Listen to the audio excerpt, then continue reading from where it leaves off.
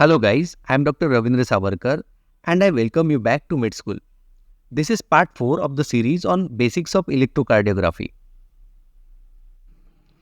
In this part 4, we will learn about how to calculate heart rate from ECG, how to check rhythm on ECG and how to determine direction of axis of any ECG wave. If you haven't watched previous 3 parts of basics of ECG, I will highly recommend you to watch them first for better understanding of this video. You can get link of the playlist here. Formula for determining heart rate from ECG goes like 300 divided by RR interval measured in large boxes or 1500 divided by RR interval measured in small boxes. For these formulas to work, two prerequisite conditions should be fulfilled. First, rhythm should be regular and second, there should be standard calibration on ECG. Standard calibration of ECG is discussed in part 2 of basics of ECG.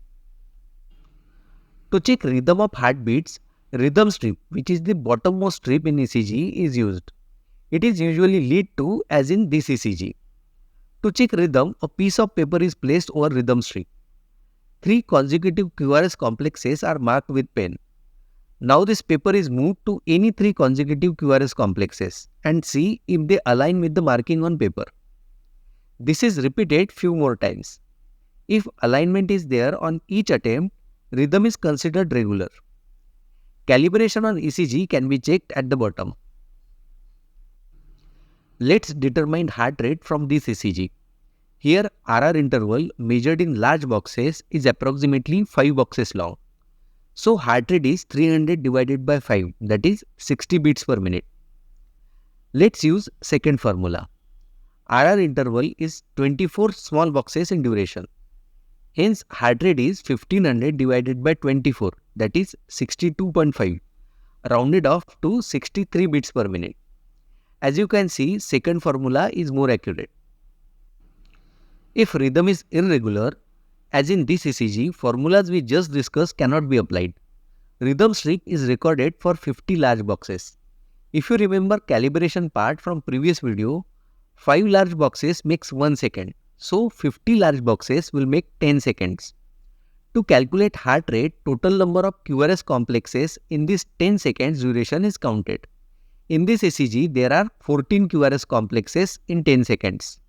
If this number is multiplied by 6, we get number of QRS complexes in 60 seconds. So heart rate in this ECG is 14 multiplied by 6, that is 84 beats per minute. Axis is determined using pattern of given wave in frontal plane leads. Let's understand this with an example. Let's determine axis direction of QRS complex in this ECG. First of all, lead with equiphasic deflection is identified. Here, equiphasic QRS is present in lead AVL. As you know, vector should be perpendicular to given lead axis for it to have equiphasic deflection. Hence, vector should be either directed toward 60 degrees or toward minus 120 degrees. As lead 2 is having positive deflection, that's why vector should be directed toward positive pole of lead 2. Hence, direction of QRS axis in this ECG is toward 60 degrees. Let's determine QRS axis direction in this ECG also. Equiphasic deflection is present in lead AVR. Hence, vector should be directed toward minus 60 degrees or 120 degrees.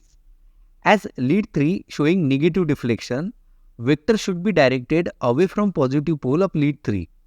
Hence, QRS axis is directed toward minus 60 degrees in this ECG.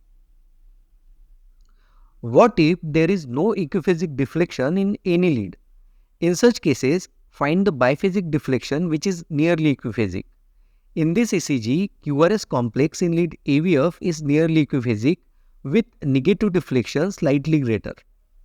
For equiphasic deflection in lead AVF, directions of vector considered would be toward 0 degrees and 180 degrees. To compensate for greater negative deflection, these vector positions are moved 15 degrees toward negative pole of lead AVF. Now, if you look at lead AVL, it is showing positive deflection. Hence, vector is directed within 90 degrees of lead AVL axis.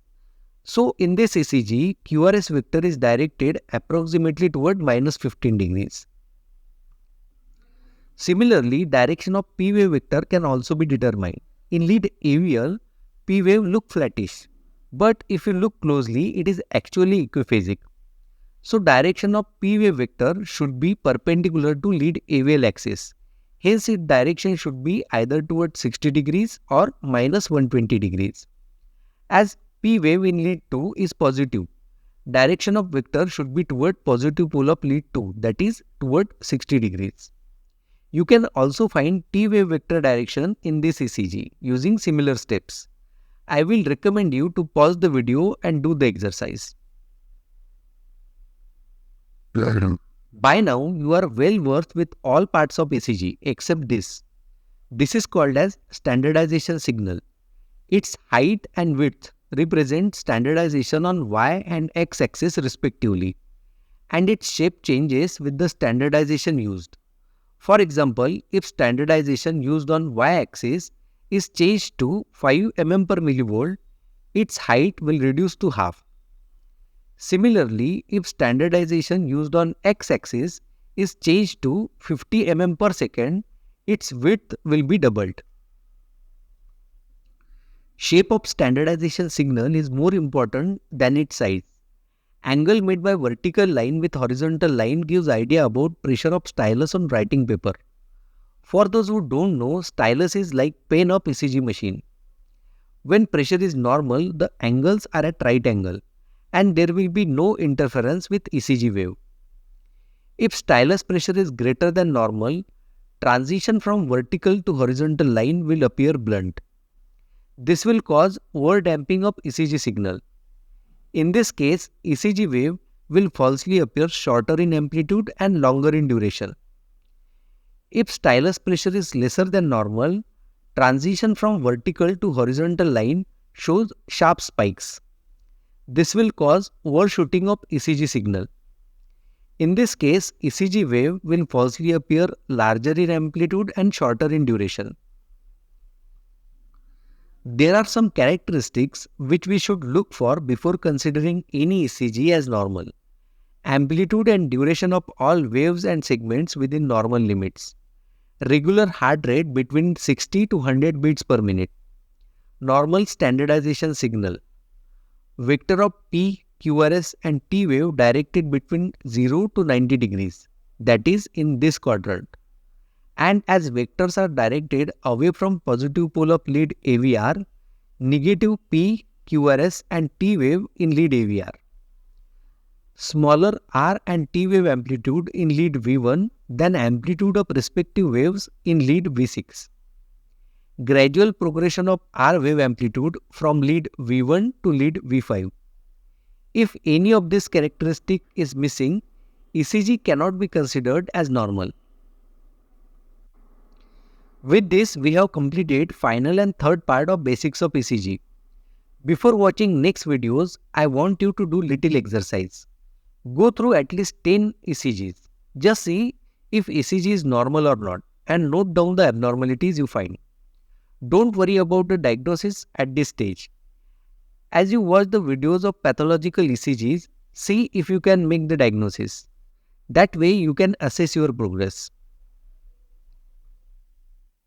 Thank you for watching this video till the end. If you have any query or suggestion, please write it down in comment section. If you like my work, please like this video and share it with your friends. To get notified about next video upload, please subscribe to the channel and hit the bell icon. Till next video, take care and keep learning.